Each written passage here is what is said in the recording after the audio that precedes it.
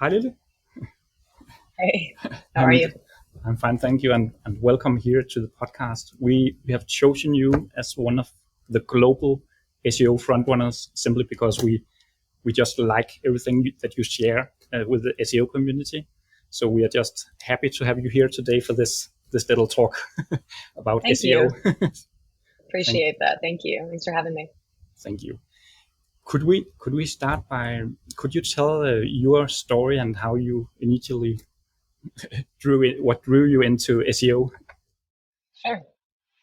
Yeah, I've been doing SEO for my entire adult life, pretty much. I started towards the end of university. I found a job in SEO, and it was just kind of lucky and random. It was not what I was studying at all. I studied politics and Spanish at New York University and found an SEO job out of college, really fell in love with it, and then found another SEO job. And really, that just became my career. I feel very lucky about that. And I've been my first two roles were like basically a couple of years of more like in-house kind of SEO work for startups.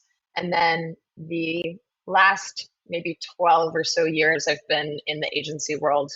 And in the last like maybe 8 years, I've been serving in a director role, kind of helping oversee SEO teams. So been doing this for a long time. A lot of clients, a lot of people. Yeah. That's cool. And you said that you fall in love. Do you remember what part what was it that hooked you? Yeah, yeah. I mean, I thought it was so cool to like make a direct impact on the sites that I was working for, the companies that I was working for, because at the time, like, I mean, even still, like that Google was really the best way for them to market themselves and almost the most economical as well. So to be able to affect like at the time it was like meta keywords and title tags and things like this and to see the impact in Google Analytics was like, wow, this is fun. I'm already having an impact. Before that, I was interning in the city government, so I wasn't really having an impact there, as you can imagine. But I just fell in love with it, and it was so natural too because I grew up in like a tech family in the Bay Area, and so much of this stuff was like I've been building websites and tinkering with HTML and CSS and stuff like that since I was a kid. So it's a really natural fit for me. I really love it. Cool. And then you moved to the agency world and all of that. How is that compared to to being in house at the beginning? Yeah. Well, I learned the hard way about Google algorithm updates towards the end of one of my in-house positions. I was actually dabbling with like buying links that go against Google's guidelines and got into a little bit of trouble and realized I didn't even know what I was doing. Honestly, I didn't really understand that it was so against the guidelines to do that.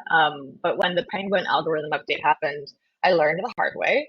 And I kind of committed to like, I know that there's a way to do SEO ethically and in a way that doesn't get people in trouble. And that's what I want to explore. So the SEO agencies, like a couple of them in New York that seemed very interesting, were like, I want to go there and I want to learn how to do things right for a lot of different companies. So luckily I got hired by one and I've been in the agency world ever since. And that's kind of one of the main reasons why I'm as like white hat as I am, because I don't like to get companies in trouble. That's not fun. Do you have some principles that you follow when it comes to doing SEO the right way? Yeah, I would say align yourself with what Google says to do. I know that that's very controversial in our space. And it's also not the fastest way to see results in many cases. There's so many examples of SEOs and spammers and things like this where people can find shortcuts and they can find loopholes and it works. So this is not to say that this is the way everyone should do it. I think plenty of people make a lot of money for themselves and their clients doing things differently. But the role that I serve in, the way that our agency operates, the type of companies that we work for, it's not a good idea. I don't like to mislead companies and clients. And you talked a little about the link thing that you learned the hard way. Are there some things that you would say, okay, stop doing it this way instead focusing on this more the right way? Yeah.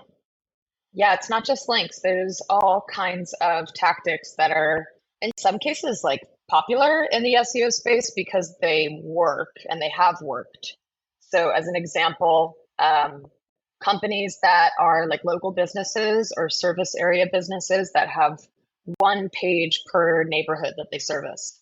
And you can see in many cases, the pages work very well. So when every plumber starts to do that, now the internet is flooded with all the different plumbing companies and all the different neighborhood pages. And Google will eventually crack down on some of the sites, but not all of the sites. So one thing you'll see is like some sites still get to rank in top positions with these pages.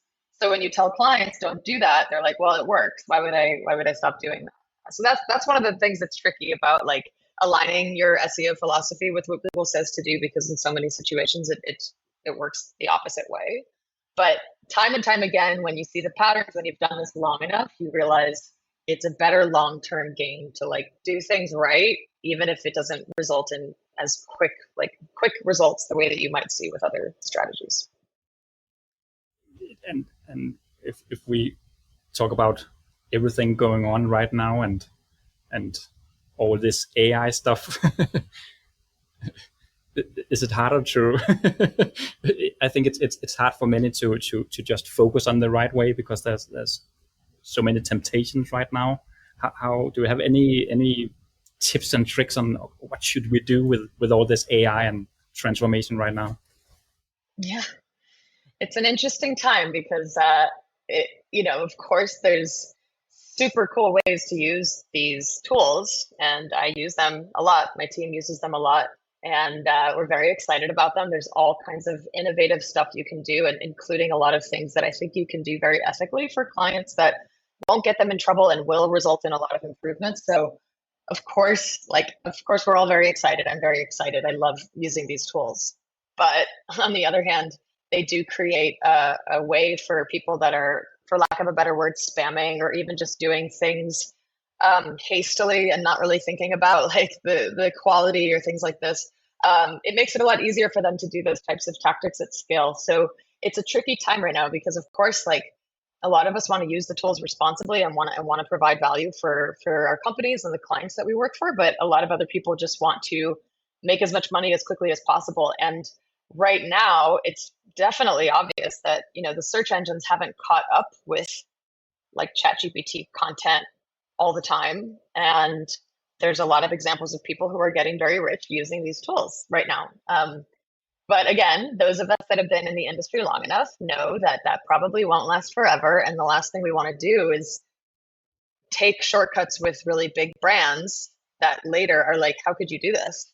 You knew it wasn't a good idea. So you choose your own adventure in SEO, but it depends on your risk tolerance. Definitely.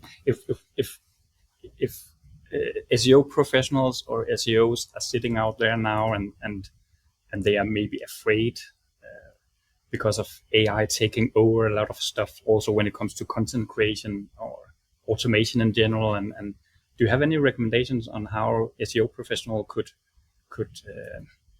use this change as something in their career, or Yeah. how they should approach it? Yeah. It depends on your own level of like how comfortable you are using these tools, and like, for example, taking the output of these tools and putting it directly on your site. Like, even it's important for people to first and foremost understand like the legal implications of that. That's not necessarily always legal, and I think most people don't understand that. So that's all. Definitely look at that.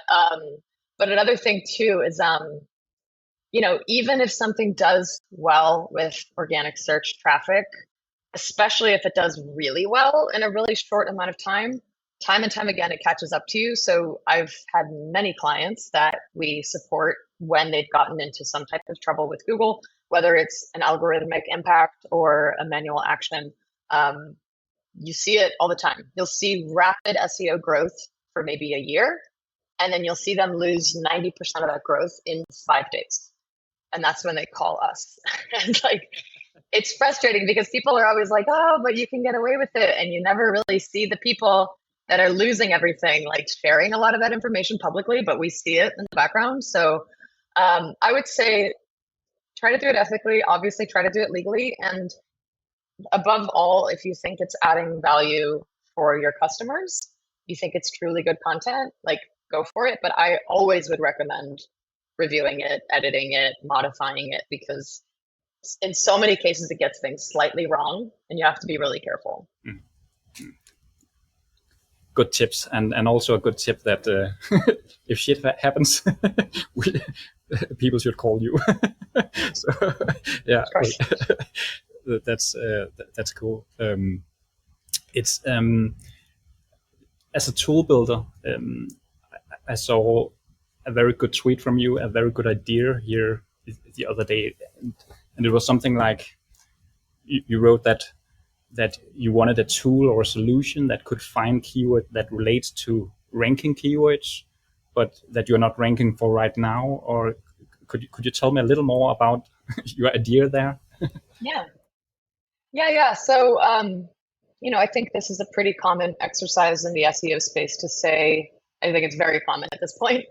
People talk about it all the time, but like, these ideas of like topic authority or keyword clustering, or obviously identifying content gaps and doing competitive analyses. So for a lot of the tools, they're like SEMrush, for example, they're super awesome, like tools that you can use to say, I know that I rank for all these keywords, my competitor ranks for all these keywords, and then I want to see the gaps of where I don't rank or where I don't rank very well. And then you can filter it down by individual keywords that you want to focus on.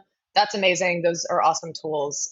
What I want to see in the future, and there's some responses to that thread that are like, okay, I think you guys are sort of getting what I'm talking about, but the reality is that I didn't get that many messages that seem like this is actually a thing that exists yet.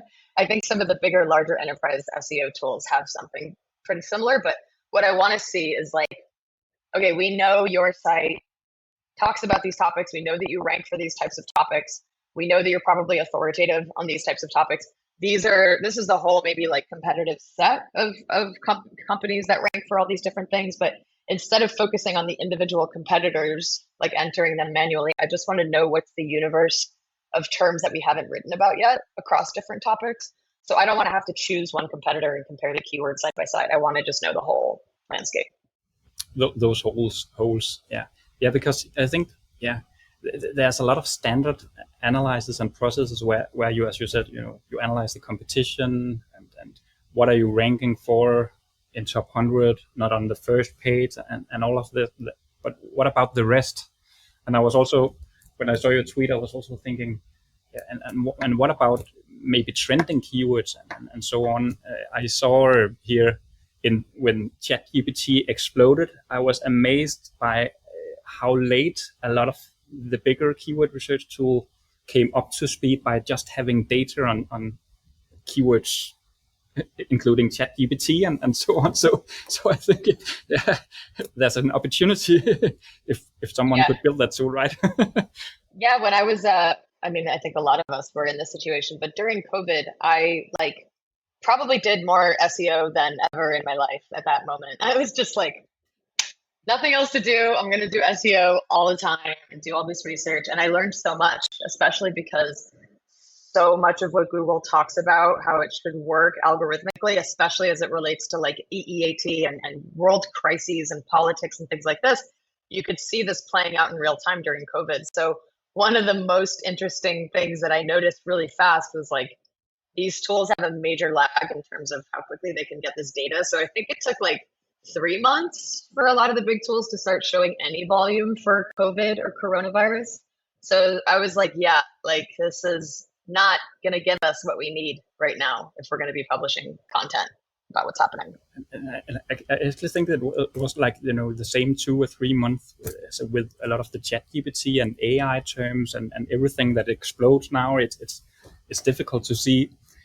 Actually, what some of the things that we're doing is kind of, going to TikTok and see what are people talking about on Twitter and try to figure out what's happening and Google Trends but it's difficult because it's a lot of manual work and thought into it to make it work, right? Yeah, it depends on the type of content that you want to be creating, the type of traffic you want to be getting, and where you want to appear. So I think I actually tweeted something about this maybe even yesterday or earlier today. Like, a lot of keywords have built in like news intent, even if you don't think that they do. So like a celebrity's name or something that's kind of trendy, you might see half the search results filled with like top stories and news and recent articles. And there'll be like something about that celebrity that happened 2 weeks ago, but it's not their biography page, you know? So if the tools aren't telling you about that thing that happened 2 weeks ago and you're trying to consistently rank for that celebrity, it's going to be hard because the search results are changing so much based on what's happening in the external world. So you have to be using tools like Google Trends, and there's other tools like BuzzSumo, exploding topics, like all kinds of tools that really focus more on like what's happening now. But I think that's a really important metric to pay attention to is how many results are new results and how many of them are talking about something that happened in the last few weeks, because your biography page is not going to rank in the top 10 all the time No. if there's a lot of news. There's a lot of opportunity there.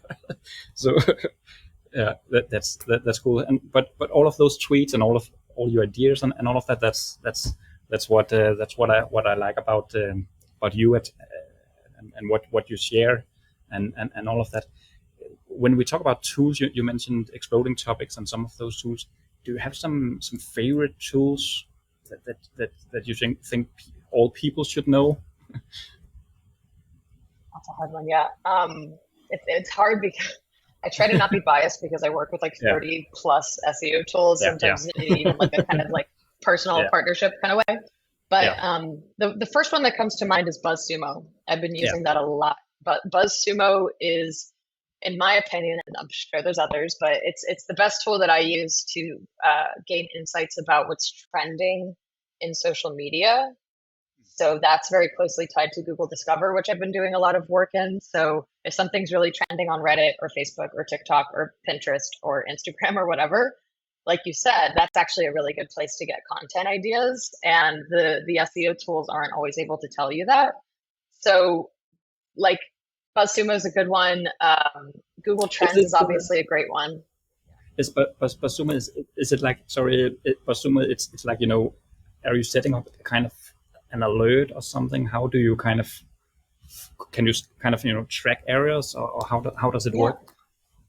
Yeah, we actually use it with a lot of our clients. We focus very heavily on news and publisher and Google Discover type clients. So for us, it's a big part of the process. But what we might do is say, okay, you'd like to write about Super Mario. We're going to set up like a Super Mario topic and then see what are all the trending articles. You could even go as granular as like the last hour or the last 4 hours and set up a report to send either to you or to the client. So we've had some SEO relationships, and this is different than a regular SEO engagement, but we have news focused SEO relationships. We actually have journalists on my team, like former journalists. And what they'll do is they'll send the client either once or twice or sometimes more times per day what they should write about and how they should write about it. So we become like part of their editorial team, which is pretty cool. But not a lot of SEOs are thinking this way. So it's really a different type of SEO offering. That's cool. And also a field that we are very focused on as a new tool, a new little tool up against the big ones. We kind of have to jump on those trends to get a foot stand. So absolutely. Yeah, that's cool. If we go a little back to the AI and all of that, and you're also talking about EAT and this extra E that has come up. Maybe if we talk about this extra E and how to demonstrate experience on do you have any practical tips or anything to say about how can we demonstrate that in our content when we are improving it and optimizing it? Yeah, I think interestingly, a lot of the like best practices that people might have recommended for not only SEO but like good content writing on the internet, maybe like 10 years ago, are starting to evolve a bit, because I think 10 years ago you might have told your staff to like be objective, don't write in the first person, kind of write on behalf of the brand. We have this certain voice or this style guide or whatever it is that we want to achieve, because we kind of want this like uniform way that we communicate to our audience.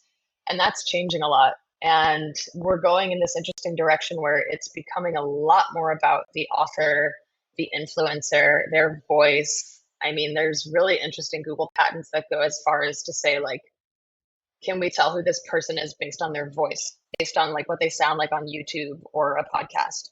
So we link that to other things they've written because we know that's their voice. So Google's doing interesting stuff in this area, but if you pay attention to the longer trend, they like being able to say, oh, that's a Lily Ray article. Like, obviously it's written in the way that she usually writes. It's linking to the other stuff that she's written. And now I'm not afraid to use first person. When I spoke at this conference about this and this thing, it's like, we shouldn't hide that stuff. If it's very much a piece that's coming from my experience and my expertise, like, I am, free to say like that I did this thing. The unfortunate thing is, like all things in SEO, people want to create like a process that they can use, or like a checklist that they can use across the board to create or to pretend like they're demonstrating EEAT. There's so much stuff going around right now, like, how to use ChatGPT to like show everybody you're an expert. Like, that's not the point. Pretend. Yeah. Yeah. Okay. Yeah. And again, it works, of course. Like, there's so many examples where it works that it's great, but I think being authentic is the most important thing. So making sure that you have people on your staff that are helping you write, either writing the article or reviewing the article, that actually know the thing very well. Just being authentic and maintaining a voice, and then connecting the dots with all the other places that you've written online is also very important. So the thing about the voice, so it's like, so they're actually listening to the voice. We don't know what they're doing. We know that there's, if you read an article that I wrote with Bill Slawski 4 years ago about Google patents and EAT, at the time it was EAT, it was fascinating. Bill taught me a lot of things. And it was basically like, there's Google patents to identify authors based on both their writing style and the sound of their voice. So we don't know how they're using it, but you see that how much they're pushing towards YouTube and audio. And so it's feasible that they might be doing that. So in other words, it's cool for me to have you here at this podcast with your voice. It can. Again, it's like there's a knowledge graph. There's like a certain number of entities that Google is theoretically paying attention to. I'm sure they know Shakespeare's writing style. I don't know if they know my writing style, but like all things, they're going to get better and better at this over time. So do things right now. That's interesting. Yeah, there's so much interesting things going on right now, and it's just crazy, right? Here we love tools and all those new tools, but it's also overwhelming because I just have the feeling that everything is exploding now. Not only in SEO but also image generation and a lot of cool things out. Yeah, it's amazing. Yeah. It's if you should look into the future, the next few years, do you have some tips or some recommendations on how to prepare, or do you have some ideas on what will happen in this space? Yeah. What I think is probably going to happen, I haven't really thought about it this clearly, but I feel like I can finally answer this question. I think that spammers, many like niche site builders, like there's all kinds of names for people that are looking to scale content production quickly and to get a lot of SEO traffic and revenue. I think those people will and are like experimenting a lot with AI tools, and not all of them are going to do this, but many of them are already doing this, where they're mass producing thousands of articles per week or whatever the number is. And like, again, in some cases they're seeing a lot of revenue from it. So you can't tell them to stop. Like, I saw there was one floating around recently where the people made nearly $1 million in a few months. So who am I to tell these people to stop doing that? It's a lot of money, but what's going to happen is more and more people will catch on to it. A lot of these people are not shy about marketing how they did this. That's part of the process, is showing off how they did it. And the more people, especially people in like, let's say developing countries that find out that there's a low barrier to entry to produce a lot of content at scale and they can make a lot of money really quickly, there's going to be a lot of people doing that. Same way there's a whole backlink, underbelly of the SEO industry where I'm sure like you, we get hundreds of emails every day with people selling us backlinks. It's so crazy. That's going to happen. Yeah. It's crazy that it's still happening at this scale. To me, it's a lot, but that's going to happen. And Google's going to have no choice but to come down a little bit harder on AI content. That's what I think will happen. I hope so as well.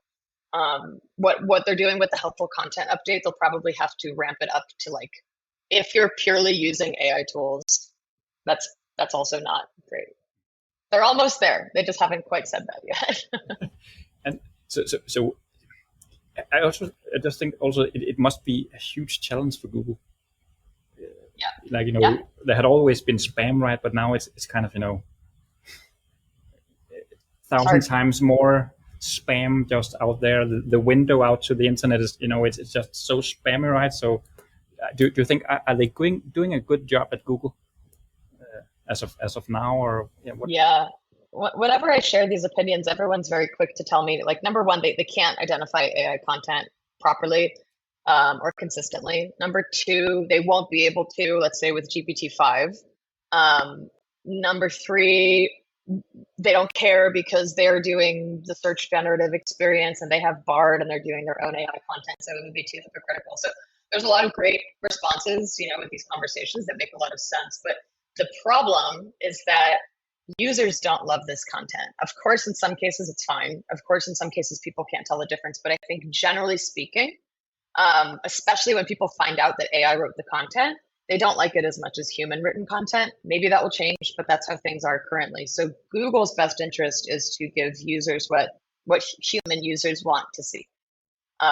Last year, there was a lot of bad press around Google because people called it a decaying shopping mall where everything was just product review websites that were all saying the same thing.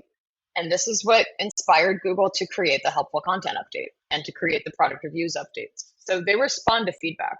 I think that whether or not they can perfectly identify AI content, they can identify what's creating a poor user experience and when they make major news because people don't like the search results. So they're going to have to find a way to serve people what people are looking for. And the trend is that people are going in the direction of wanting experts, influencers, people that they trust, and a real human quality to the content that they're reading.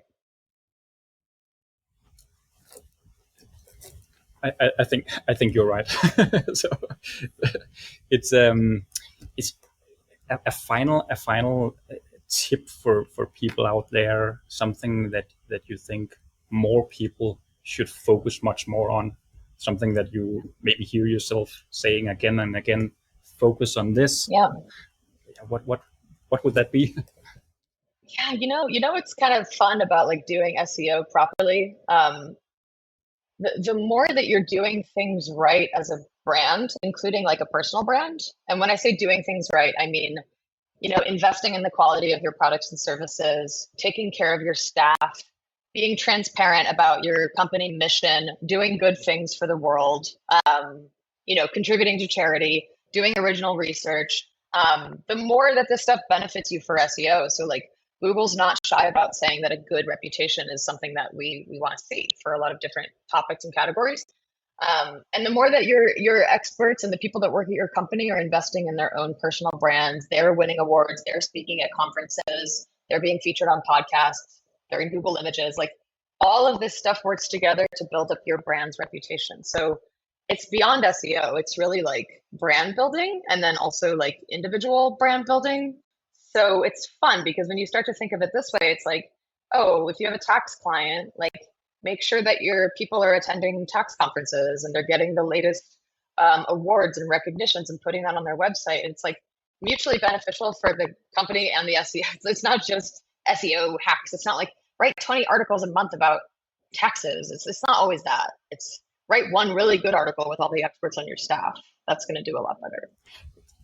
Actually, this personal branding thing and those tips, it reminds me of a case here from Denmark. I was helping the biggest recipe site in Denmark, but then suddenly a smaller site where the woman behind the site, she was personal, and she shared recipes, and she was kind of telling a little story about, okay, this pizza here, she learned it when she worked at a pizzeria as a young one, and then and all of this. So she had this personality to it, and I just Yeah. think that people loved it, and even me, when I was searching Google for recipes, I started to kind of use this one, but the professional recipe side has had, I think it was 7 chefs in a kitchen and spent million on TV ads and everything. But at some point, the smaller recipe site actually became the biggest one here in Denmark. So Wow. that's there's something Yeah. there, right, about building this brand. Yeah, it's that's an interesting example. I think the reality is like the way that people under age, let's say 21, are using the internet and apps and everything is dramatically different than people older than that. It's not like a clear cutoff, but you know what I mean. Gen Z, let's say. Um, they want the one person with the personality. So Google knows that. Like you'll see so many times in your keyword data, something or someone is just spiking in demand, in traffic, and it's like, if you're not paying attention to TikTok, you'll be like, why is this happening? And it's always TikTok. It's always TikTok. So Google knows that. People want that. Young people want that usually. Thank you so much, Lily. It was amazing to hear your ideas and and your tips and tricks, and having this talk with you. So I just want to say thank you so much for being here at our podcast. You're very welcome. Thanks for having me. Good luck with everything. Thank you.